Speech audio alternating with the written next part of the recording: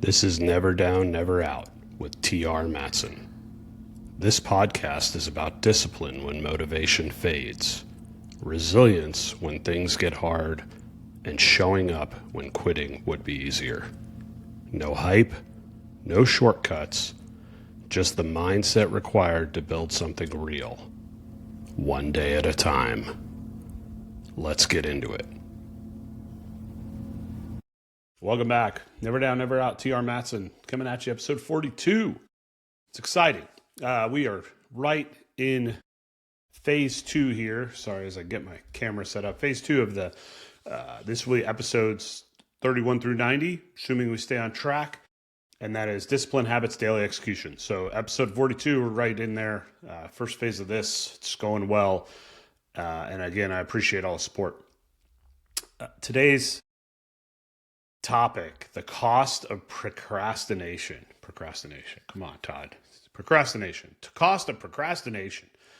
It's a big one, right? We all fall prey to this in our lives, and it can get us. You know, we take things for granted. We've all heard a story or lived it real time of somebody that they got diagnosed with an illness or something that really threw their life kind of off track, and they really regret the time we have not using it. And I think on a smaller scale, we can all appreciate that. We can look back on our time on this planet and say, hey, I didn't always use my time as wisely as I should. So what is the ultimate cost of procrastination? Well, it's those dreams. You know, we've talked about this in the past, the dreams that have come to you because they thought that they would be brought to life with you. And if we procrastinate too long, then ultimately those dreams will die with us and not become fulfilled. So it's huge. And I could talk about it on a grand scale, right? You know, the terminally ill person, young person who regrets things and stuff like that. But I think to apply it more directly, it's important to look at it on a small scale. Okay, so let's just take a look at this morning. Yesterday, my wife comes home and she said, hey, I think I picked up a screw in the tire. Actually, I know I picked up a screw in the tire. I go, okay. So immediately I text my mechanic, you know, a couple pictures. What do you think? They're run flats. You know, can I get it in the morning? And he said, sure, bring it by around 10. I'll take a look at it. Okay, well, I was going to do some work on the podcast and the writing, stuff like that at 10. That's a bummer, right? Well, why is that so important? Well, because my wife and kids were going to be out of the house. So it was going to be quiet during that time. Okay, well, now, you know, we could look at this and we can reevaluate our day, or we could look at it and just go, you know what, get up, let's get the car over to the mechanic, drop it off. Either my wife could pick me up or my friend, you know, who ended up doing it could pick me up. And now the mechanic's got the car. I don't have to worry about it. My wife could take the truck. They can go do their thing, and then I could stick on my plan. And here I am now, you know, getting the things done that I need to get done instead of letting life kind of control me. So I controlled the day, vice the opposite.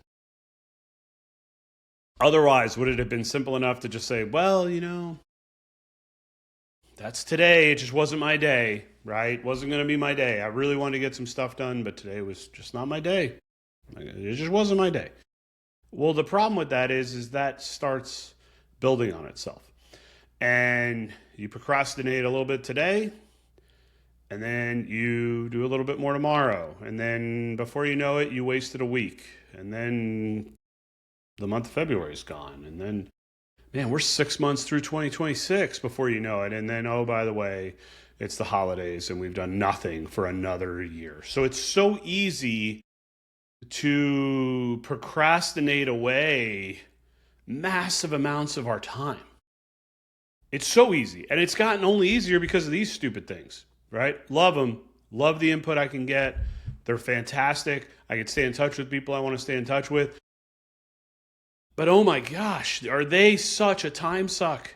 I mean, they literally pull us and allow us to procrastinate. It's become a verb. Oh yeah, I was scrolling. I was doing, you know what I mean? Like my whole day, I was just scrolling.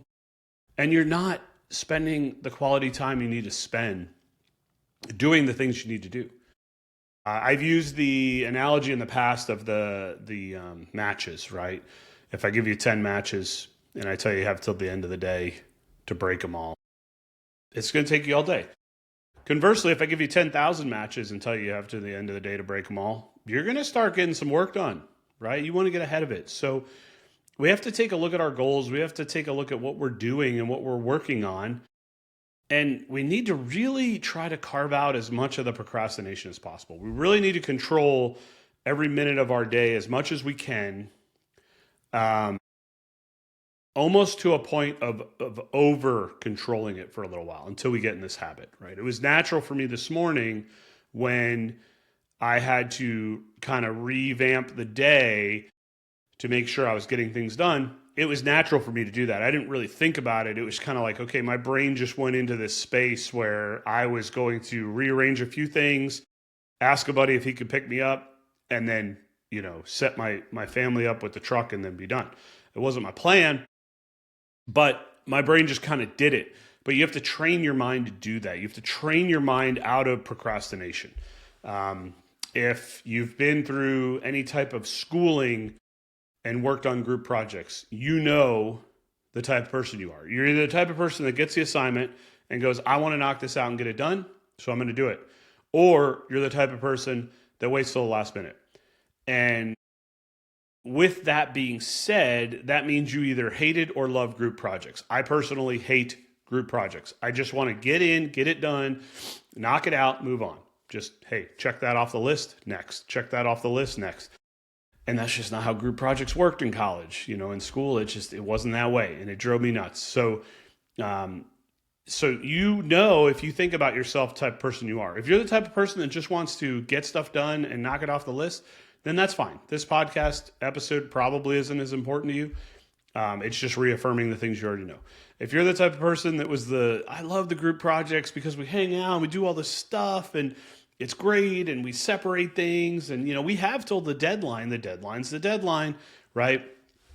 Well, this is time for you to realize you're probably wasting a lot of time in your day. You're probably going into your day and not being as efficient as you could be.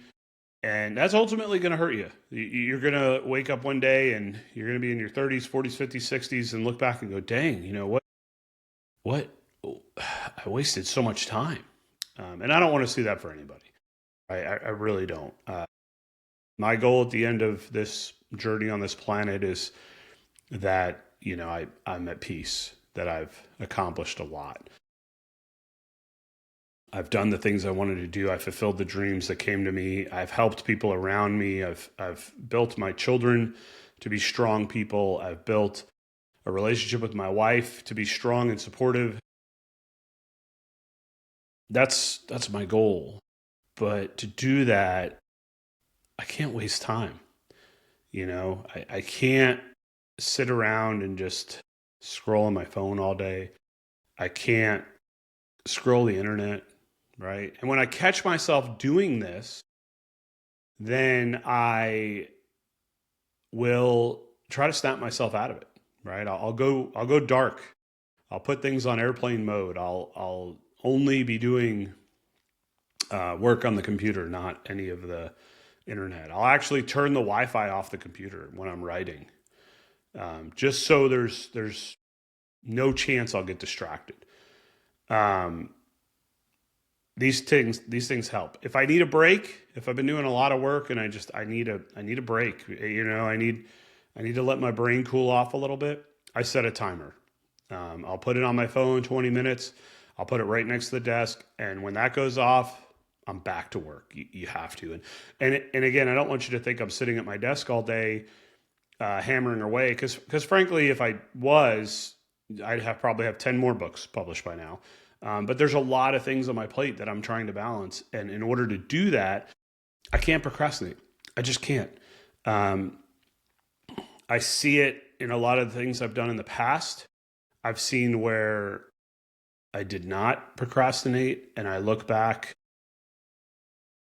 and I'm proud of what I've accomplished.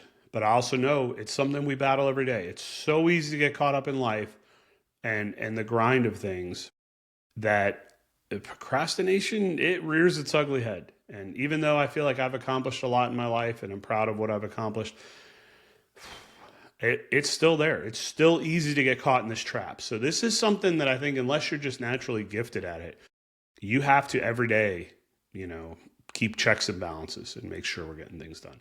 I have a lot of to-do lists, a lot. I have writing to-do lists, I have personal to-do lists, I have work to-do lists, and those help me a lot. I like to check things off my to-do list. I think when I got out of the military, that was something that really helped me stay focused, because when I was in the military helped me stay focused, frankly. So that's an option too, is if you're a to-do list person or not, try it. It may help you out getting to a point where you can naturally have your brain work in a non procrastination mode. So think about what you're working on today.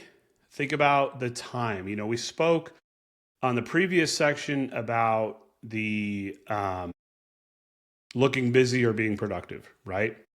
And this kind of goes along with that as well, right? If you're just looking busy, you're procrastinating. You're not really doing anything. If you're being productive, you're definitely not procrastinating. So we need to take a look, and we need to balance our day too, right? It can't be all work. It can be for a short amount of times, but it can't be long term. So we need to take a look at our day and carve out mental moments. You know, my wife and I joke that our thing is, with the kids and with homeschooling and with everybody being around, you know, hey, I'm going to go take a mental minute. And, you know, that's kind of become our joke. I'm going to go take a mental minute, and I'll go into the bedroom and I'll put on headphones and I'll just listen to some calming music just for 5-10 minutes. It recharges me, and then I'm back to work. To me, I find that to be far more valuable than scrolling, far more valuable than just searching the internet for things or letting my mind kind of go wild. And I could see this. I personally know I've found my tell, if you will, when it comes to procrastination. So, you know, once we get to know ourselves, it's very obvious. So, just like when I was learning how to fly and I got airsick, I could tell you exactly when I was going to get airsick. Like, I knew what my body did prior to me throwing up. I still do. Like, I know what it's going to do. The same thing with procrastination. If I start overthinking things, if I start going down rabbit holes of maybe we should do this as a family, or maybe we should go this route, or we should do this, or, you know, what about cars? What about finances? All this stuff. If my mind starts spinning, I'm procrastinating. I'm not really accomplishing anything. And as soon as I notice that, I try to get some type of work done that aligns with my goals. That's just how my brain works. Everybody's a little bit different. But if you find yourself spiraling a little bit and thinking about a whole bunch of stuff that you're like, why do I care? Like, why do I care, you know, about these things right now? There wasn't a distinct instance that happened or situation that happened that I could point to why my brain went down this path. If it just started spiraling, I'm like, why? Why did that happen? Well, it's likely because I've been idle.